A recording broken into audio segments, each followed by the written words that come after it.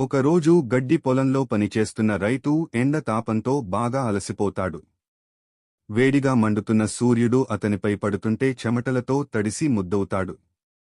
రైతు కోపంతో చెబుతాడు, అయ్యో! ఈ ఎండ తట్టుకోలేకపోతున్నా అని కుంట వైపు వెళ్లి నీళ్లలో దూకి స్నానం చేస్తాడు. కాని స్నానం చేసినా కూడా వేడి తగ్గదు. రైతు ఇంకా కోపంతో ఉన్నాడు. అప్పుడే పక్కనే ఉన్న చెట్టు మీద ఒక చిన్న కోతి ఆడుకుంటూ కాయ తింటుంది.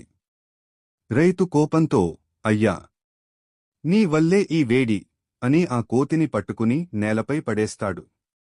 భయపడ్డ కోతి వణుకుతూ నిలబడి తలకు చేతి కొట్టి, అరే!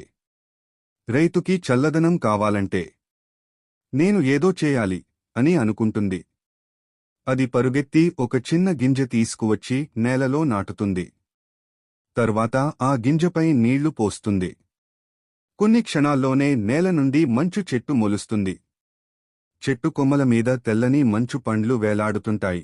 చల్లని గాలి వీచుతుంది. కోతి ఆనందంగా చెబుతుంది, ఇదిగో రైతూ! నీకు చల్లదనం వస్తుంది అని మంచు పండ్లను బుట్టలో నింపుతుంది. ఆ మంచు బుట్టను తీసుకుని రైతు కుంటలో వేస్తుంది. చల్లని నీటిలో ఇప్పుడు ఆవిరి బదులు మంచు తేలుతుంది. రైతు నీటిలో దూకి ఆనందంగా స్నానం చేస్తాడు. ఆహా! ఇదే జీవితం అని నవ్వుతాడు. కాని చెట్టు పక్కన కూర్చున్న కోతి మాత్రం చింతగా చూస్తూ ఫోన్లో చెక్ చేస్తుంది. తెరపై చూపిస్తుంది 0 లైక్స్.